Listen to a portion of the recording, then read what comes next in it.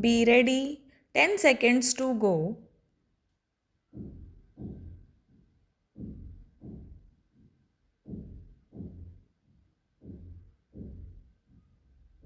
Start. Mr. Vice Chairman, sir, after hearing the roaring waterfall speeches, giving out all the details of the shortcomings and pitfalls of the government and its policy, and the grim picture of the working of the government, I, who is not an economist in my own humble capacity, would like to hold a small lamp of hope and faith in the government's economic policies and its planning.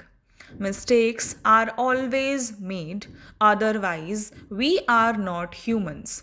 Differences of emphasis and working are always there, but it does not mean that we should summarily opine that everything is wrong. Sir, in framing these budget proposals, the finance minister had a very difficult and very delicate task to perform. The first step that he had to take was to accelerate the economic growth both on the agricultural and the industrial front, and secondly, to maintain some price stability.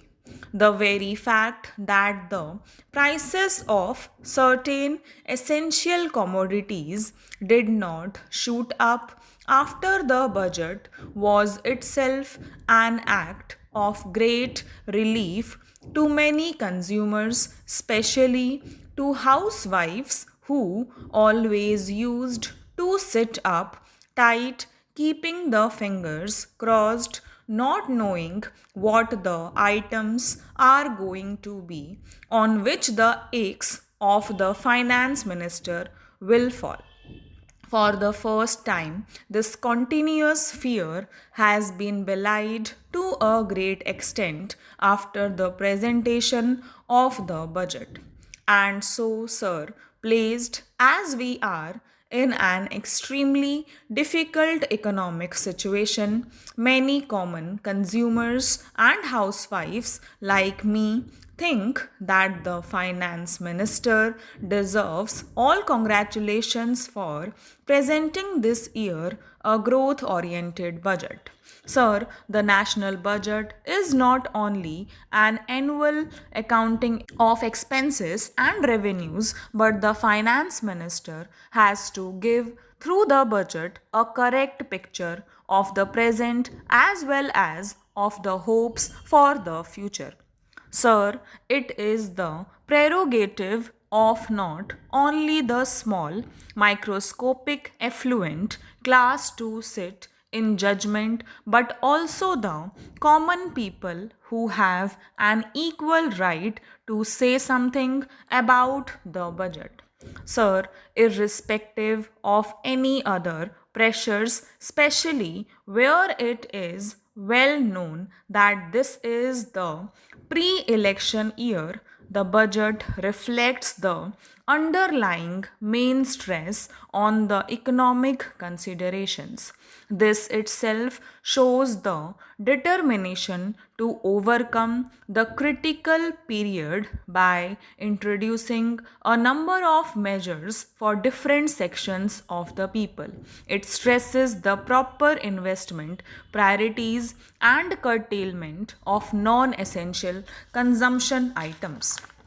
In a situation where almost everything is being highly taxed, leaving no scope for further taxation to raise the revenue resources, the finance minister invented a new concept in the form of excise taxation on all luxury goods produced in our country for sale or other commercial purposes, and thus made it logically a sound proposal. The battle against the prices, which was started about a year back, has become more favorable because of the number of bold measures taken by the government to bring down and slacken the price rise. The finance minister has correctly emphasized the need to boost the climate for savings and investment by offering a number of incentives like exemption from wealth tax for a period of 5 years for the new companies engaged in priority industries, and also by offering a special incentive for investing corporate savings in a new companies producing fertilizer, paper, cement, etc.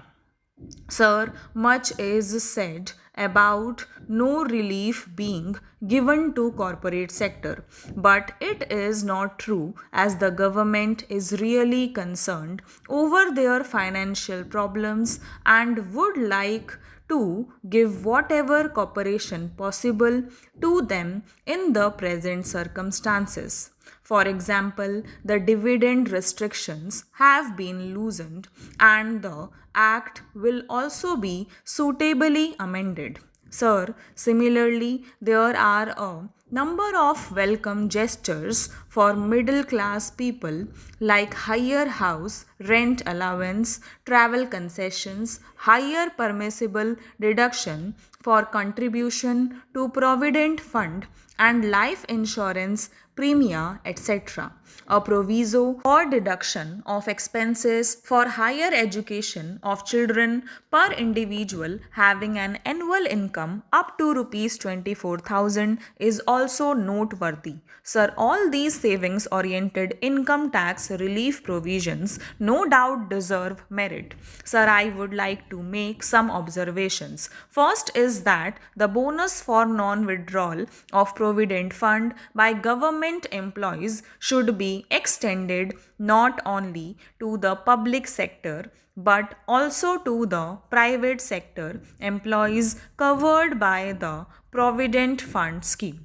It is very necessary today to see that the large number of people withdraw less, spend less, and save more. Sir, another point is regarding the number of complaints we hear about the cumbersome procedure involved in the issue of licenses, permits, etc. If this procedure could be rationalized, it will stop to a considerable extent the underhand dealings that are prevalent at present. Sir, another problem is the rise in market borrowings at an alarming rate. Although the working of the public sector has considerably improved in the last few years, much more is yet to be done to reach the target of efficiency. The public sector undertakings have to be geared to become profit oriented. Stop.